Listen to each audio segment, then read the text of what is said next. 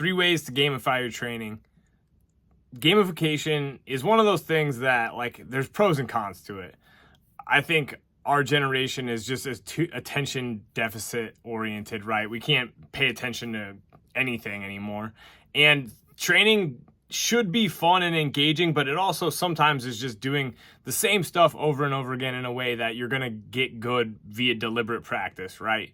But I do think there are awesome ways to gamify your training in a way that still really align like preferences with principles so that you can make progression.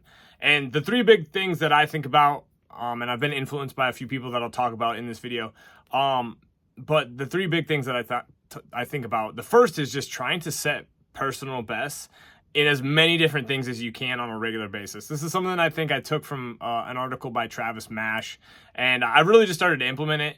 I actually just have like a small notebook where I keep like personal bests on pretty much everything I can think of, and I just try to do better than. So I mean, I know my 7 rep bench press max, I know my 12 rep bench press max, I know my 3, I know my 1, I know like the standard things, and I also know like Larson bench press max, right? Chin ups, anything you can think of.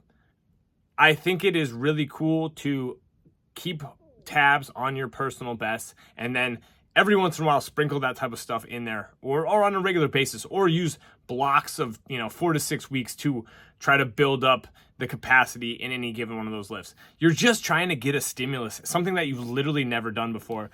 This is also kind of influenced by this book, which is freaking fantastic, Strength Training Manual, and he talks about the phenomenology of training, and like he equates it to the hero's journey, where you're trying to go into the chaos of the unknown and bring something back, and I freaking love that. So set PRs in all the different ways that you can. That's one of my favorite ways to gamify training. The second is something that I'm gonna credit Will Rattel for, and that's basically using like density sets or giant sets to like branch out from just trying to set PRs, rep PRs, or anything like that, and trying to do a lot of work in less time. This is something that I think the GPP world is really good at. It's like, hey, as many rounds as possible type of work.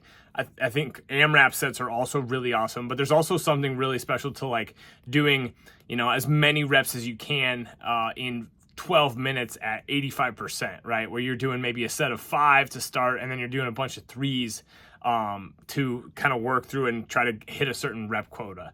I think that's a really good way to build work capacity. It's a really good way to build confidence, and that ultimately transfers to better strength overall and overall better conditioning.